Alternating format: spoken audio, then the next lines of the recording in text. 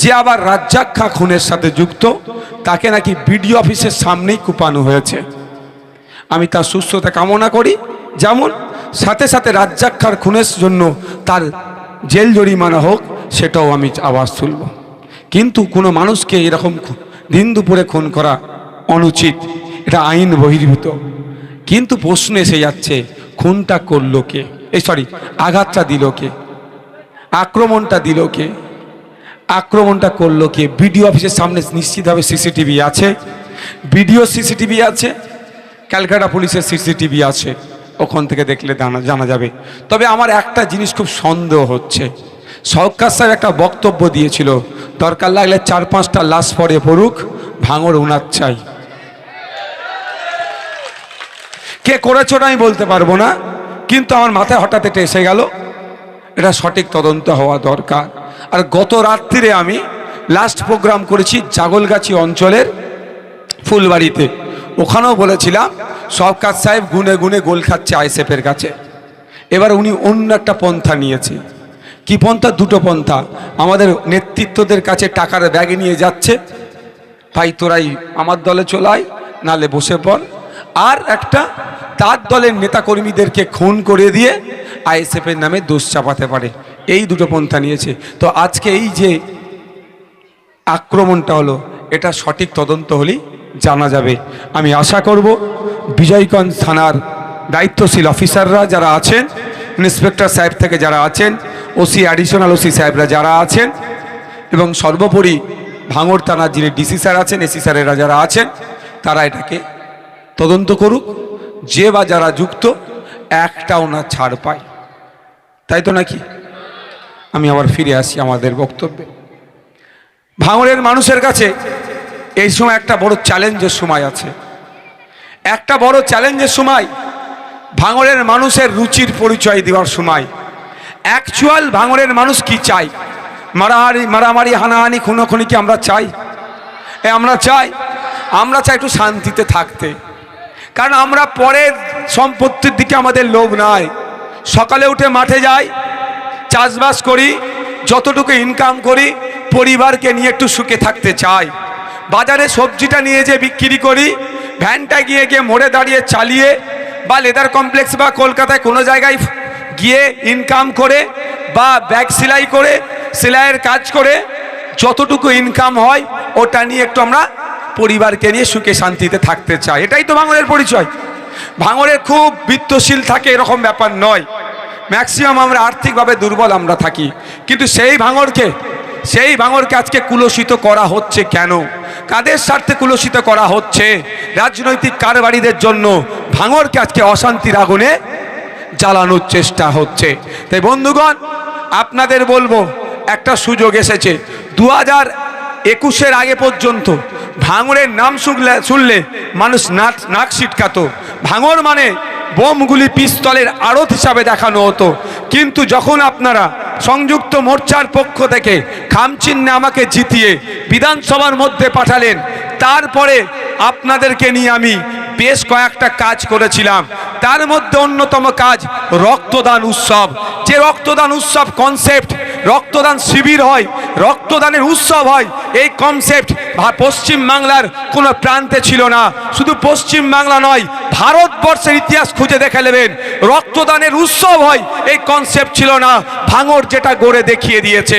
তো আজকের দিনে ভাঙড়ের মানুষ পশ্চিম বাংলার যে কোনো প্রান্তে গেলে তাদেরকে সমীহ করে, চেয়ার দেয় বসার জন্য। একটা সময় ছিল ভাঙড়ের মানুষ যদি পাশে দাঁড়িয়ে থাকে দুহাত সরে যায় দাঁড়াতো, যে এরা হয়তো মারামারি হানাহানি করবে। কিন্তু অ্যাকচুয়াল ভাঙড়ের মানুষ ওটা করতো না। কিছু রাজনৈতিক কারবারিরা তাদের স্বার্থ চরিতার্থের জন্য ভাঙড়ের কপালে এটা লিখে দিয়েছিল। আর আপনাদের সাথ নিয়ে আমি যে জায়গাটা তৈরি করতে পেরেছি, আজকে ভাঙড়ের নাম শুনলে সেই দার্জিলিং থেকে শুরু করে, কাকদ্বীপ থেকে শুরু করে, ঝাড়গ্রাম থেকে শুরু করে, দীঘা থেকে শুরু করলে তা পুরুলিয়া পর্যন্ত ভাঙড়ের নাম শুনলে আজকে ভাঙড়ের মানুষকে স্যালুট জানায়, এবং সাথে সাথে বলে যে নওশাদ সিদ্দিকীর মতো আর 10টাকে আমাকে বিধানসভার মধ্যে পাঠাতে হবে। তাহলে ভাঙড়ের নাম পরিবর্তন হচ্ছে তো? আপনারা কি চান তো এটা হোক? না আপনারা চান যে আপনার ছেলেগুলো যখন কলকাতায় যাবে ভাঙড়ের নাম শুনে ওরে বাবা দেখে সরে দাঁড়ায় এরা বোম মারে? এটা চান না তো কোনো দিনের জন্য? আপনারা কি চান সকালবেলা ঘুম থেকে উঠবে বোমের আওয়াজে আর ঘুমাবার সময় বোমের আওয়াজ হবে? এটা তো চান না। তাও অনেক বোমাগুলি পিস্তল আমরা বন্ধ করতে পেরেছি তো নাকি? আমরা ঘিরে তো ধরিয়ে দিচ্ছি। এই তো আমাদের আছে এখানে পাপিয়া ভাবিরা চালতাবেরিয়া অঞ্চলে আলমগীরে আছে, আমরা তো ধরিয়ে দিচ্ছি। এক জায়গায় 84টা বোম রেখেছিল, ক্ষতি করে ফেলতো, ধরিয়ে দিচ্ছিস। এই কাজ তো আমরা করে যাচ্ছি। কিন্তু প্রশ্ন এখানে, আপনারা 2021 সালে অর্ধেক ধাক্কা দিয়েছেন, এবার একবার এসেছে পুরোপুরি ফাইনাল ধাক্কা দেওয়ার সময়। রেডি আছেন? রেডি আছেন? পুরোপুরি ধাক্কা দিতে হবে। বাংলার মানুষের কাছে এই বার্তা দিতে হবে, ভাঙড়ের মানুষ কোনো নটোরিয়াস ক্রিমিনালকে পছন্দ করে না, ভাঙড়ের মানুষ কোনো বোমবাদা লোককে পছন্দ করে না, ভাঙড়ের মানুষ কোনো যে হিংসা ছড়ায় সেই লোককে পছন্দ করে না। একদিকে যে বোম বাঁধে গুলি চালাবার কথা বলে, 5-7টা লাশ পড়ে যাবে, ভাঙড় উদ্ধারের কথা বলে, একদিকে থাকবে। আর অপর দিকে নওশাদ সিদ্দিকী আছে, মানুষের অধিকারের কথা বলে। সে হিন্দু হতে পারে, দলিত হতে পারে, আদিবাসী হতে পারে, মুসলিম হতে পারে, মহিলা হতে পারে, পুরুষ হতে পারে, ছাত্র হতে পারে, যুবক হতে পারে, সরকারি কর্মচারী হতে পারে, বা পার্ট টাইম যারা জব করছেন বা ইনফরমাল সেক্টরে যারা কাজ করছেন, তাদের অধিকারের কথা বলে। এবার আপনাদের সামনে কাকে আপনি চুজ করবেন, কাকে আপনি ভোট দেবেন, আগামী 29 এপ্রিল আপনারা ডিসাইড করুন। তবে আমি অনুরোধ করব, যদি রাজ্যের মানুষের কাছে ভাঙড়কে মডেল হিসাবে দেখাতে চান, ভাঙড়কে যদি ফলো করে সম্পূর্ণরূপে, তাহলে এটা আপনাদের কাছে একটা গোল্ডেন চান্স। এই 29 এপ্রিল আসছে দিন, খামচিহ্নে ভোট দিয়ে নটোরিয়াস ক্রিমিনালকে ভাঙড় থেকে বিতাড়িত করে এটা প্রমাণ করে দিন যে ভাঙড়ের মায়েরা, ভাঙড়ের বোনেরা, ভাঙড়ের বাপেরা, ভাঙড়ের ছাত্ররা, ভাঙড়ের যুবকেরা এই ভাঙড়ের জমিনে কোনো নটোরিয়াস ক্রিমিনাল হিংসা যে ছড়ায় তার কোনো জায়গা দেয় না। কি বলছি বুঝে আসছে আপনাদের? আপনাদের কাছে একটা বড় পরীক্ষা, রাজ্যের মানুষের কাছে, যে ভাঙড়কে এতদিন খারাপ করে দেখানো হয়েছিল, আস্তে আস্তে ভালোর দিকে দেখানো হচ্ছে। তো এখন কলকাতায়, সে দার্জিলিং থেকে হোক, পুরুলিয়া থেকে হোক, বাঁকুড়া, বীরভূম, দিনাজপুর থেকে হোক, আর মালদা, মুর্শিদাবাদ, যেখান থেকে হোক না কেন, কলকাতায় ট্রিটমেন্ট করতে আসলে যদি রক্তের প্রয়োজন হয়, ব্লাড ব্যাংকে গিয়ে যদি রক্ত না পায়, অন্য কোনো জায়গার লোককে ফোন করে না, সর্বপ্রথম ফোনটা আসে ভাঙড়ের বিধায়কের কাছে। ওরা ভালো করে জানে। তারপরে ফোন কোথা আসে? ভাঙড়ের আইএসএফের নেতৃত্বদের কাছে। তারপরে সাথে সাথে কাদের কাছে ফোন আসে? ভাঙড়ের মানুষের কাছে ফোন আসে। বাইরের মানুষ জেনে গিয়েছে, বিভিন্ন বিধানসভার মানুষ জেনে গিয়েছে, যদি ব্লাড ব্যাংকে ব্লাড নাও থাকে, যদি ভাঙড়ের মানুষকে বলি, ভাঙড়ের একটা সাধারণ নেতাকে যদি বলি, ওদের যারা হয়তো কুচবিহার থেকে এসেছে, ওখানকার এমএলএ কে বললে যা পারবে না, ভাঙড়ের সাধারণ মানুষকে যদি একটা বলে দেয়, সেই রক্তের অ্যারেঞ্জেরা করে দেখিয়ে দেবে। ভাঙড়কে তো অন্যরকম ভাবে জানতে শুরু করেছে। এটা আপনাদের ভালো লাগছে না? লাগা তো স্বাভাবিক। এই জন্যই কথাই আছে না, অন্ধকার জগতের প্রাণীকে আলো পছন্দ লাগে না। যারা অন্ধকার জগতের প্রাণী, আলো ভালো লাগে না। যারা খুনোখুনি, মারামারি, হানাহানি করে, তারা শান্তি সম্প্রীতির কথা তাদের শুনতে ভালো লাগে না। তাদের জবাব আমরা দেব। ভালো করে জানে রাজ্যের মানুষ, কোথাও রক্ত পায় আর না পায়, যদি ব্লাড ব্যাংকে রক্তও না থাকে, ভাঙড়ের নেতাদেরকে, ভাঙড়ের বিধায়ককে, ভাঙড়ের মানুষের কাছে যদি খবর যায়, ব্লাড ব্যাংক শূন্য হলেও ভাঙড়ের মায়েরা, বাপেরা হসপিটালে গিয়ে বেড টু বেড রক্ত দিয়ে আসবে। এটা ভাঙড়ের পরিচয় হয়ে উঠছে। আজকে ভাঙড়কে ফলো করছে। রক্তদান উৎসব রাজ্যের বিভিন্ন জায়গায় হচ্ছে, তবে আপনারা যে রেকর্ড করেছেন সেই রেকর্ড ওরা ভাঙতে পারেনি। তবে আমাদের ভরসা, আমরা চাইব আগামী দিনে আমাদের রেকর্ডটা ভাঙুক ভাঙড়ের, তাই না? যেই রেকর্ড ভাঙবে, আবার ভাঙড়ের আমরা একসাথে হয়ে নতুন করে আবার রেকর্ড তৈরি করে দেব। হবে তো বন্ধুগণ? কটা বাজে গো বন্ধুগণ? তাই আমাদের কাছে একটা সুযোগ এসেছে যে আমরা প্রমাণ করব রাজ্যের মানুষের কাছে যে তোমরা খুনি, মারপিট করা, যাই যা আছে কেন, তোমরা বিধায়ক করবে কি করবে না তোমাদের ব্যাপার, কিন্তু ভাঙড়ের মানুষ কি করবে? খামচিহ্ন ছাড়া অন্য কোনো জায়গায় ভোট দেবে না। বন্ধুগণ, জবাব দেওয়ার আমাদের কাছে সময় এসেছে। যত অন্যায় হয়েছে, অন্যায়ের জবাব হচ্ছে ভোট। আপনাকে ডিসাইড করতে হবে মায়েদেরকেও বলছি, বাপেদেরকেও বলছি, আপনাদেরকে ডিসাইড করতে হবে যে একদিন বোমের আওয়াজ শুনে যদি ঘরের মধ্যে ঢুকে যায় 5 বছর কিন্তু ঘরের দালানে বোম মারবে। তাই একদিন যদি ওরা বোমাবাজি করে বুথ দখল করতে চায়, বাড়ি ঘর থেকে বাড়ি আসতে হবে, দলবদ্ধ হতে হবে, ঐক্যবদ্ধ হয়ে নারী পুরুষ নির্বিশেষে মাঠে নামতে হবে। যারা বোমাবাজি করছে তাদেরকে ঘরে ঢুকাতে হবে। আর একদিন যদি আপনি ঘরের বাইরে বার হন, এই দুর্বৃত্তরা আপনাকে দেখে এলাকায় থাকার সাহস পাবে না, এলাকা ছুট হবে।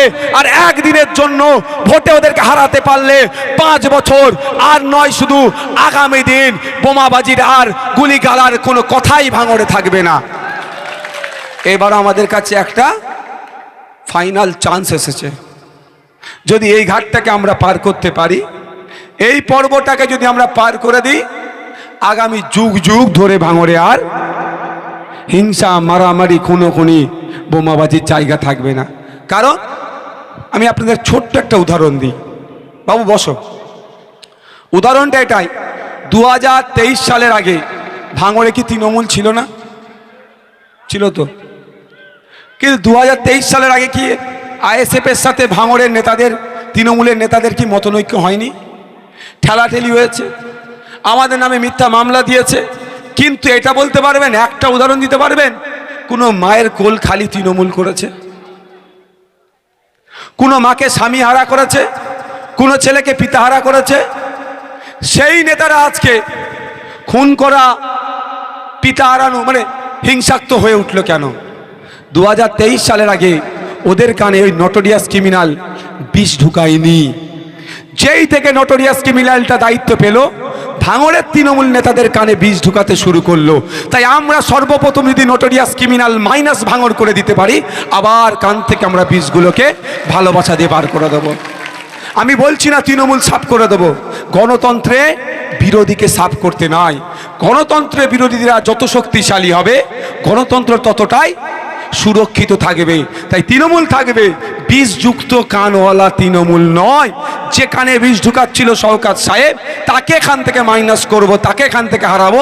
দেখবেন আবার 2023-এর ভাঙড় ফিরে আসবে। সেখানে কি হবে? ওই খুনোখুনি, হানাহানিটা বন্ধ হয়ে যাবে। এই দায়িত্বটা আমাদেরকে নিতে হবে। আর না হলে কি হবে জানেন? আপনাদের 1 নম্বর ব্লকের জাগলগাছির এক নেতা, তৃণমূলের নেতাকে ক্যানিং পূর্বে সিট দিয়েছে, আপনারা জানেন তো? যে সিট দিল, সিট দেওয়ার সাথে সাথে তৃণমূলের নেতারাই, ও বহিরাগত, ওর চরিত্র খারাপ, ও এই বাজি করে, ও সেই বাজি করে, করে ভাঙড়ের লোককে এসে বদনাম করলো। ভালো করে বুঝবেন আমি কি বলছি। ভাঙড়ের মানুষ ক্যানিং পূর্বে তৃণমূলের ঝান্ডা নিয়ে দাঁড়িয়েছে, তাতেই তৃণমূলের ক্যানিং পূর্বের নেতাদের গোসা হচ্ছে, ও বহিরাগত হয়ে গেল। তাহলে ক্যানিং পূর্ব থেকে যদি কেউ ভাঙড়ে এসে তৃণমূলের ঝান্ডা নিয়ে দাঁড়ায়, তাকে কি জামাইয়ের আদর করতে হবে আমাদের নাকি? আমাদের ভাঙড়ের ছেলের সাথে ক্যানিংয়ের তৃণমূলের নেতারা যে খারাপ আচরণ করেছে, তার জবাব এখানে তৃণমূল করে যারাও, তাদেরকে দিতে হবে। সত্যিকারের যদি আপনারা ভাঙড়বাসী হন, এই সেন্টিমেন্টে যদি আপনাদের থাকে, উনি এখান থেকে গেলে বহিরাগত, আর উনি এখান থেকে এলে কি শ্বশুর বাড়ি আসছে নাকি? আমরা জামাই খাতি তাকে করতে পারবো না। হ্যাঁ, যিনি গিয়েছেন তৃণমূলের ক্যানিং পূর্বে, ভাঙড়ের ছেলে প্রতিদ্বন্দ্বিতা করছে, এটুকু জানিয়ে রাখি, তার প্রতি আমার কোনো সফট কর্নার নাই।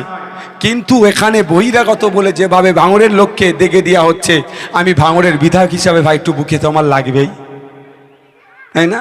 তবে এটুকু বলে রাখছি, তৃণমূলের ওই জাগলগাছির নেতা যে গিয়েছে, আমরা এই ভাঙড়ের নেতাকে দিয়ে ক্যানিংও আমরা জয়লাভ করব। আরাবুল সাহেবকে দিয়ে, আরাবুল সাহেবকে আমরা পাঠিয়ে দিয়েছি। এবারে ভাঙড় 2টো বিধায়ক পাচ্ছে খামচিহ্ন থেকে, একটা আরাবুল সাহেব বিধায়ক ক্যানিং পূর্ব থেকে, আর একটা আপনাদের, যদি আমাকে মনে হয় ইমা, যদি মনে হয় বাড়ির ছেলে নওশাদ ভাইজানকে পাঠানো দরকার। বিপদে আপদে কেউ থাকুক আর নাই থাকুক, যখন মাদ্রাসা, মসজিদ, ঈদগাহ, কবরস্থান কেড়ে নেওয়ার চক্রান্ত করে আইন তৈরি করেছিল মোদিজি, তখন এই আইনকে বন্ধ করার জন্য মাঠে ময়দানে লড়াই করেছিল ভাইজান। আর এখনো পর্যন্ত মা তুমি তোমার বাপের কবরটা, দাদুর কবরটা, বাপ তোমার বাপের কবর, দাদুর কবরটা যে এখনো সুরক্ষিত আছে, এই মমতা ব্যানার্জি, অভিষেক ব্যানার্জি বা নটোরিয়াস ক্রিমিনালের জন্য নয়, ভাঙড়ের বিধায়ক নওশাদ সিদ্দিকীর করা মামলার জন্য এখন আটকে আছে।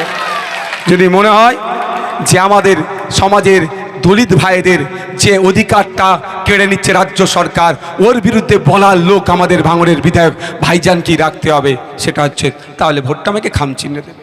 যদি মনে হয় আদিবাসী ভাইদের অধিকার যেভাবে সরকার কেড়ে নিচ্ছে তার বিরুদ্ধে কথা বলার জন্য আদিবাসীদের 18টা বিধায়ক যেটা বলতে পারে না, ভাঙড়ের এক বিধায়ক তার থেকে বেশি বলে, এই বলার আওয়াজটাকে জিন্দা রাখতে হবে। তাহলে বলবো কাকে কান নিয়ে যাচ্ছে তার না করে কানে হাত দিয়ে দেখুন, চোখ দিয়ে দেখার চেষ্টা করুন, কান দিয়ে শোনার চেষ্টা করুন, দুধকে দুধ, পানিকে পানি করার চেষ্টা করুন।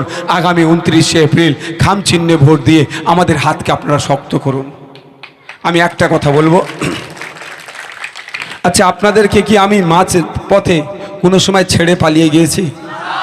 এটা তো বিশ্বাস হয় যে ভাইজান সুখ দুঃখে লড়াই করবে সামনের সারিতে দাঁড়িয়ে। আমি আপনাদের একটা গল্প বলে শেষ করব, গল্প ছলে বলছি, বাস্তব কথা বলে শেষ করব। আচ্ছা আপনারা বলুন, নওশাদ সিদ্দিকীকে আটকাবার জন্য, নওশাদ সিদ্দিকীকে আটকাবার জন্য কি 8টা থানা তৈরি হয়েছে? মনে হয় আপনাদের এটা? এটা কিন্তু নয়। নওশাদ সিদ্দিকীকে আটকাবার জন্য থানা তৈরি হয়নি, থানা তৈরি হয়েছে ভোগালী 1 নম্বরে এয়ারপোর্ট করবার প্ল্যান করে। বুঝতে পারছেন? এবার আপনি বলতে পারেন আমি তো ভোগালী 2 এর লোক, একটু মোবাইলে গুগল করলে পাওয়া যাবে। যারা টাইপ করতে পারেন না তারা ভয়েস সার্চ করবেন, পেয়ে যাবেন। নেতাজি সুভাষচন্দ্র বোস ইন্টারন্যাশনাল এয়ারপোর্ট দমদমে, দমদমের এয়ারপোর্টে এখন আশপাশে অনেক শহর তৈরি হয়েছে, কিন্তু যখন প্রথম এয়ারপোর্ট তৈরি হয়েছিল ওই রকমই খানাখন্দে ভরপুর ছিল এয়ারপোর্ট এলাকা ছাড়া। ভোগালী 1 নম্বরে এয়ারপোর্ট হবে, এই জায়গা কি হবে? প্রমোটিং হবে। ভোগালী 1 নম্বরে এয়ারপোর্ট হবে, পোলের হাটে ওয়্যার হাউস হবে। ভোগালী 1 নম্বরে এয়ারপোর্ট হবে, এখানে ইন্ডাস্ট্রি তৈরি হবে। আপনার কানে বন্দুক ঠেকিয়ে যেটা 20 লাখ টাকা কাটা 20,000 টাকাই দেবে, বলবে সই করে দাও না হলে। আর আমি 2023 সালে মনে আছে কি বলেছিলাম? ভাঙড়ের মানুষের মতামতের বাইরে 1 কোদাল মাটি এয়ারপোর্টের জন্য তুলতে দেব না, 1 কোদাল মাটিও ফেলতে দেব না। তারপরে কথাটা কিন্তু চাপা পড়ে গিয়েছে, কিন্তু মমতা ব্যানার্জি প্ল্যান করেছে আগে থানাটা দিয়ে দাও, থানা বাড়িয়ে দাও, তারপরে ভোটে যদি চক্রান্ত করে নওশাদকে হারানো যায় ওদের বিধায়ক থাকবে। তখন কি হবে? সাধারণ মানুষ যদি প্রতিবাদ করতে রাস্তায় নামে তাহলে পুলিশকে দিয়ে তাদেরকে ঘিরে নেবে। তাই আপনাদের বলবো, আপনার পূর্বপুরুষ যে শ্মশানে দাহ করেছিলেন, যে আপনার পূর্বপুরুষ যে কবরস্থানে শুয়ে আছে, আপনার মাদ্রাসা, মসজিদ, মন্দির, শ্মশান, ঈদগাহ, আপনার মাতৃভূমিকে থেকে আপনাদেরকে উচ্ছেদের পরিকল্পনা চলছে। যদি মনে হয় এই উচ্ছেদের হাত থেকে বাঁচার জন্য আমাদের একটা আইনসভার সদস্য লাগবে, যে সামনের সারিতে দাঁড়িয়ে বুক চিতিয়ে লড়াই করবে, ভাঙড়ের মানুষের মতের বাইরে যদি কোনো কাজ করে ও একাই 293 এর ওপরে ভারী পড়ে যাবে, তাহলে বলবো আসুন আমাকে খামচিহ্নে ভোট দিয়ে বিধানসভার মধ্যে পাঠান। আর যদি মনে করেন ওটা আপনি বুঝে নেবেন, যেটা ইচ্ছা আপনি সেটা করুন। শুধু এতটুকু আর একটা সাথে উদাহরণ দিয়ে দিচ্ছি। কদিন আগে রাজারহাট নিউ টাউনে রাতারাতি 250 বিঘা জমি হিটকোর আন্ডারে চলে গেল, হিটকোর নামে ব্যক্তি মালিকানায় ছিল, রাতারাতি হিটকোর নামে হয়ে গেল। ওখানকার লোকাল বিধায়ককে গিয়ে বলল, উনি বলছেন দেখছি দেখছি দেখছি দেখছি দেখছি করতে করতে সময় কাটাচ্ছে, বাধ্য হয়ে আমার কাছে এসেছিল। কিন্তু আমার কাছে আসার আগে অবধি আপনাদের বলছি কেন ওই বিধায়ক দেখছি দেখছি করছিল। হিটকোটা কার? জমিটা নিয়েছে হিটকো, হিটকোটা রাজ্য সরকারের আন্ডারে, আর রাজ্য সরকার চালাচ্ছে কে? তৃণমূল, আর বিধায়কটাও তৃণমূল। তাহলে তৃণমূলের বিধায়ক তৃণমূলের সরকারের বিরুদ্ধে কথা বলবে? ওখানে যদি সংযুক্ত মোর্চার বিধায়ক থাকতো চোখে তো ওইদিকে তাকাতে ভয় পেত। যেমন এয়ারপোর্ট হবে হবে বলে গল্প শোনাচ্ছিল, যখন সংযুক্ত মোর্চার বিধায়ক খামচিহ্নের বিধায়ক আছে বলে কথাটা চাপা দিয়েছে। কিন্তু কথা চাপা দিলে তো আমি আর চেপে থাকার ছেলে নয়। আমি বিধানসভায় প্রশ্ন করেছিলাম মন্ত্রীর কাছে, মন্ত্রী কিন্তু উত্তর না দিয়ে পালিয়ে গিয়েছে, এটুকু আমাকে অনেকটা সন্দেহ হয়েছে। ওই জন্য হ্যাঁ, ও মন্ত্রী উত্তর দেয়নি আমার প্রশ্নের উত্তর মন্ত্রী মহাশয় দেয়নি, কারণ দিলে তো বিধানসভা রেকর্ডে থাকতো। আমার প্রশ্ন করা ছিল এই মর্মেই, এয়ারপোর্ট হবে কি হবে না। যদি বলতে এয়ারপোর্ট হবে তাহলে মানুষজন ক্ষেপে উঠবে, আর যদি বলে হবে না, সেই রেকর্ড ওখানে থাকছে, পরবর্তীতে রেকর্ড তুলে ঝামেলা হবে। কিন্তু না বলে এড়িয়ে গেল কেন? তাহলে সন্দেহ আছে, চক্রান্ত আছে। এই চক্রান্তের ফাঁদে আপনারা পা দেবেন না। আর আপনার নেতা, এখানকার নেতা আপনারা লড়াই করবে ভাবছেন শাসকের, ওরা তখন রেডি হবে প্রমোটিং